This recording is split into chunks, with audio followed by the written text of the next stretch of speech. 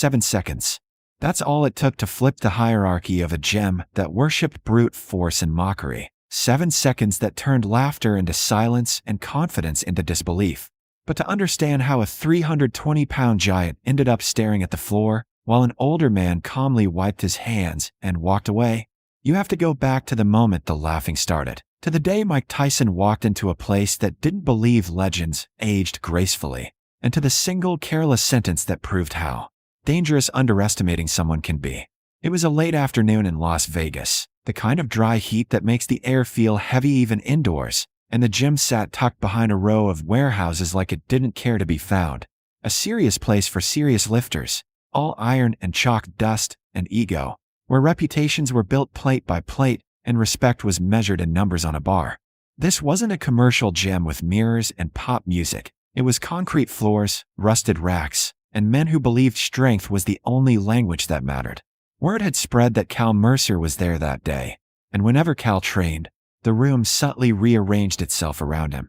He was 6'6", 320 pounds, built like someone had carved him out of spare parts from a demolition crew, arms thick enough to swallow sleeves, neck like a stacked tire, the kind of man who didn't need to raise his voice to dominate a room, because his presence already did it for him. Cal had built a following online for his brutal lifts and even more brutal commentary. A guy who made a sport out of laughing at older lifters who came in chasing memories instead of numbers, and the regulars loved him for it. Loved the show, loved being near someone who embodied everything they believed strength should look like. That afternoon, Cal was already halfway through his workout, the clang of plates echoing with each rep, sweat streaking down his shaved head, a small crowd hovering nearby pretending not to watch while watching very closely. Then the front door opened. No announcement. No entourage, just the squeal of hinges and a man stepping inside wearing a gray hoodie, loose sweats, and worn trainers, moving with an unhurried calm that didn't match the room's aggressive rhythm. A few heads turned out of reflex, then turned back, dismissing him instantly. Older, shorter, no visible muscle bulge screaming for attention. He signed in quietly, nodded once to the front desk, and walked toward an empty rack near the far wall. Mike Tyson had entered the gym without fanfare, and most people didn't even register who he was at first, because they weren't looking for legends, they were looking for monsters. Mike moved deliberately, stretching his shoulders, rolling his neck, loosening his hips the way someone does when they understand their body deeply, the way someone who has lived inside discipline moves without thinking about being watched. He loaded light plates, almost insultingly light for a room like this, and began warming up, breathing controlled, eyes focused inward, shadowboxing between sets with small, efficient movements that barely disturbed the air. That's when Cal noticed him. At first it was just a glance, a quick assessment, the kind Cal had done 1,000 times. Old guy, past his prime, probably here to feel young again. Cal smirked, nudged one of his friends, and nodded toward Mike. The friend followed his gaze and shrugged. Not impressed, Cal finished his set, let the bar crash down loudly to reclaim the room's attention, then turned fully toward Mike, eyes scanning him openly now. Mike didn't look back, didn't react. He kept warming up, chalking his hands lightly, completely uninterested in the social dynamics unfolding around him. That lack of acknowledgement irritated Cal more than if Mike had stared him down. Respect in this gym was paid loudly, and silence felt like an insult. Cal laughed, a deep, mocking sound that cut through the clanging iron. "Yo," he called out, loud enough for everyone to hear. "This ain't a retirement home." A couple guys snorted. Someone chuckled nervously. Mike didn't respond. He adjusted his stance and unracked the bar again, smooth, controlled. Cal's grin widened. He stepped closer, feeding off the attention, feeding off the tiny ripple of amusement spreading through the room. "For real," Cal said, clapping his hands together. "You sure you know where you are? This place is for lifting, not nostalgia." More laughter now, a little louder, a little crueler. Mike finished his rep, racked the bar, and took a sip of water. Still nothing. The silence stretched, and something about it made the air uncomfortable. Cal mistook that discomfort for permission. He moved even closer, standing just a few feet away, towering over Mike, blocking the light. "Man," Cal said, shaking his head, smiling like he was doing everyone a favor. "You're too old to lift in here." That line landed. It was the kind of line Cal was known for, the kind that usually sent people shrinking away or snapping back defensively. Both reactions Cal enjoyed. A few phones subtly lifted, not fully filming yet, but ready. Mike set his bottle down slowly and looked up. Not angry, not offended, just calm. There was a faint smile at the corner of his mouth. Not playful, not friendly, just knowing. He looked at Cal the way someone looks at a problem they've already solved. For a second, the room quieted, not intentionally, but instinctively, as if something unseen had shifted. Cal didn't notice. He took that look as weakness, as uncertainty. "I'm serious," Cal continued, voice louder now, leaning into it. "You don't want to hurt yourself trying to keep up with real weight." Mike finally spoke, his voice low, even, almost conversational. "I'm just warming up." The words were simple, unremarkable, but the way he said them made a few of the older lifters glance at each other. Cal laughed again, louder than before. "Warming up," he repeated, like it was the funniest thing he'd heard all day. With that, he gestured at the bar dismissively. "Man, I warm up with your Max." Someone behind Cal muttered, "That's Mike Tyson," but it was swallowed by another burst of laughter, dismissed as a joke, a name thrown around too easily in a place full of egos. Cal rolled his shoulders, energized now, feeling the room leaning his way. "Tell you what," he said, voice booming. "You want to see how this works in here?" He turned and began loading plates onto a nearby bar, each heavy disc clanging like punctuation. "Same bar? Same weight. One rep." He glanced back over his shoulder. "Unless you're scared." That word hung in the air, sharp and deliberate. Mike didn't answer right away. He stood, rolled his shoulders once more, and looked at the bar Cal was loading, then back at Cal. "That's fine," he said. Calm, certain, no bravado. That was the moment the laughter thinned out, replaced by curiosity, then unease, because something about the way Mike accepted, without posturing, without ego, felt wrong in a place that thrived on both. Cal finished stacking the plates, stepping back proudly, chest out, soaking in the attention, completely unaware that the story everyone would remember wasn't about how much weight was on the bar, but about how fast everything changed after Mike Tyson wrapped his hands around it. The bar sat there like a dare, loaded heavy enough that even the seasoned lifters felt it just looking at it. And as Cal stepped back to let everyone admire the weight, the gym subtly rearranged itself, people drifting closer, conversations fading into a low hum, phones now openly raised because whatever this was turning into, it wasn't just another set anymore.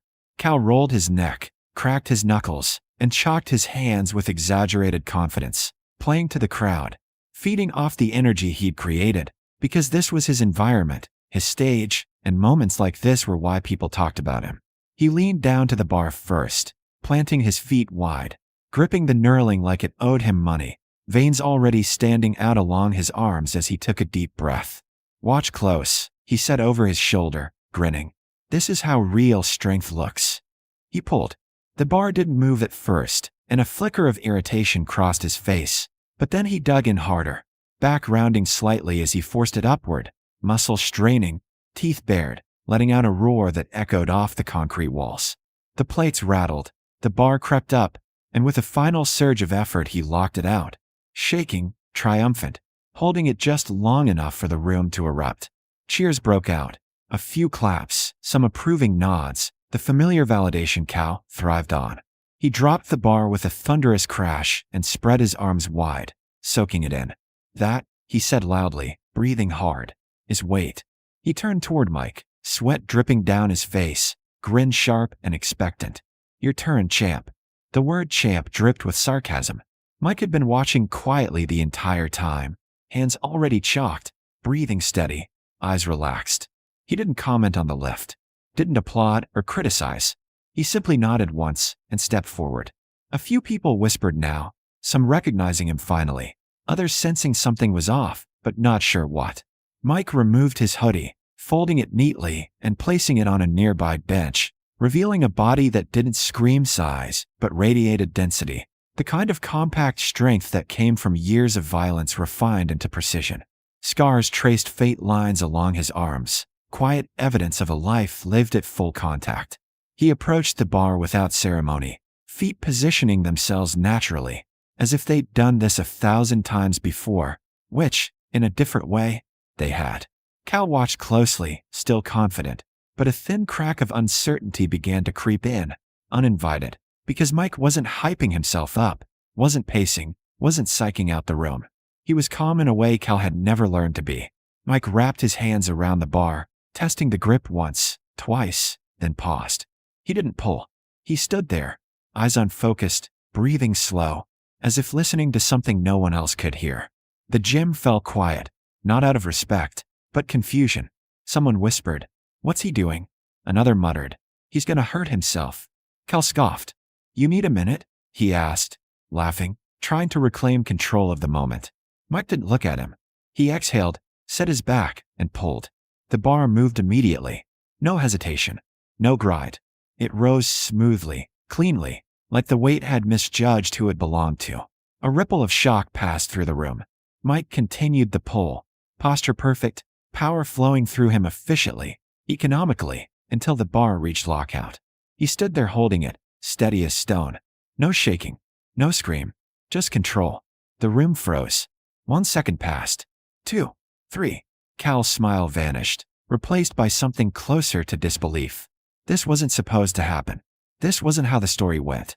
Mike held the bar longer, eyes forward, breathing even, as if the weight didn't matter, as if this was just another moment in a long life of moments like it. For seconds. 5. Someone's phone trembled slightly as their hand shook. 6 seconds. Cal took a step forward without realizing it. Staring, trying to reconcile what he was seeing with everything he believed about strength, age, dominance. 7 seconds. Mike lowered the bar under control. No drop, no slam, just a deliberate descent until the plates kissed the floor with a dull thud. The sound echoed louder than the crash Cal had made earlier, because it carried meaning now. Mike released the bar and straightened, rolling his shoulders once, as if finishing a warm-up. The silence was absolute. No cheers. No laughter. Just the sound of breathing and the distant hum of fluorescent lights.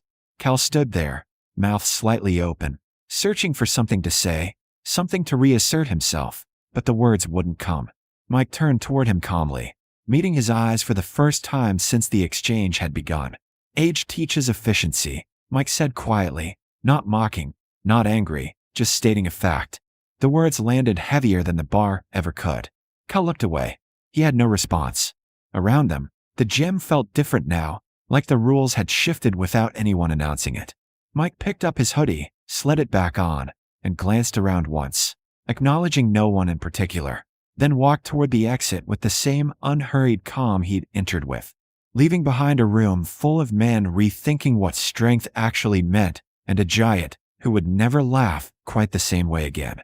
7 seconds had already passed, but the weight of them lingered in the gym long after the bar settled, because silence like that doesn't end when the sound stops. It stretches, it presses, it forces people to sit with what they've just witnessed. And as Mike Tyson walked toward the exit with his hoodie back on and his posture unchanged, the room didn't follow him with cheers or insults, only eyes, dozens of them, tracking the quiet man who had just rewritten the rules without raising his voice. Cal remained where he was, feet planted near the bar, staring at the knurling like it had betrayed him, his chest still heaving not from exertion now, but from something unfamiliar, something colder than fatigue. Because for the first time since he'd built his reputation in places exactly like this, size and spectacle had failed him completely. A few people shifted awkwardly, unsure whether they were allowed to speak yet, whether the moment was over or still unfolding, and that hesitation said everything about how deeply the balance had been disturbed. Someone finally muttered, "That was clean," and the word echoed softly, like a verdict. Cal looked up sharply, searching for agreement, but found only lowered eyes and neutral faces, the kind of expressions people wear when they've just realized they'd backed the wrong story. Mike reached the door, paused briefly, and turned, not dramatically, not to reclaim attention, but as if he'd remembered something important. The room tensed again, half expecting another line, another lesson, something sharp to finish the job, but Mike only said, "Take care of your body," his voice calm, almost gentle, before pushing the door open and stepping back into the Las Vegas heat. The door closed behind him with a soft click that somehow sounded louder than any dropped barbell. Only then did the gym begin to breathe again. Conversations restarted in fragments, low and uncertain, no one quite willing to be the first to joke. Cal wiped his hands on a towel that was already soaked through, trying to laugh it off, but the sound didn't land, didn't stick, because the laughter that had powered him earlier was gone, replaced by something heavier, more complicated. One of his friends clapped him on the shoulder and said, "Man, that was Mike Tyson." Like it explained everything and nothing at the same time. Cal nodded slowly, eyes still distant, because understanding the name wasn't the same as understanding the moment. Around the gym, phones buzzed as clips were replayed, slowed down, analyzed frame by frame, people pointing out details they'd missed the first time. The stillness before the pull, the lack of strain, the way Mike held the bar like it was waiting for permission to move. A veteran lifter near the squat rack shook his head and said quietly, "That's not strength you build here," tapping his temple. "That's strength you survive long enough to earn." Cal heard it. He heard all of it.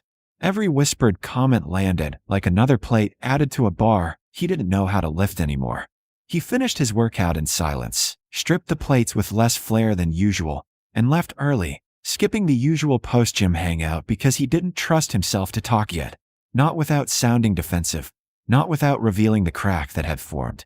Over the next few days, the story spread the way these stories always do, faster than truth but truer than rumor, retold in group chats and forums, exaggerated in some places, stripped down in others, but always circling back to the same core. The giant laughed, the legend waited, and 7 seconds changed everything. People who hadn't been there debated the numbers, argued about age, about leverage, about whether it proved anything at all. But the ones who stood in that room knew better, because they'd felt it, that shifting gravity when confidence collapsed, and something older, quieter took its place.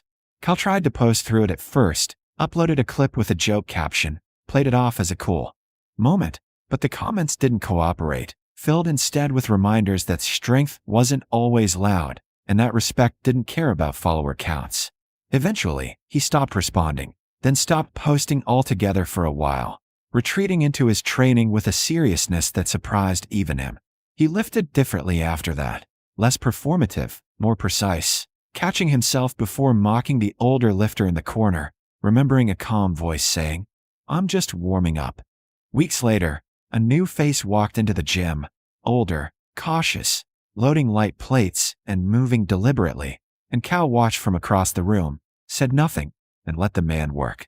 Somewhere else in the city, Mike Tyson went on with his life, the moment already filed away where he kept all the others, not as a victory, but as confirmation, another quiet proof that time hadn't taken what discipline had built. He never talked about the gym, never corrected the versions of the story that grew taller with each retelling, because he didn't need to. The lesson wasn't for him. It was for the room, for anyone who believed power announced itself, for anyone who laughed too quickly at what they didn't understand. 7 seconds had been enough. They always are, when the truth finally gets its turn.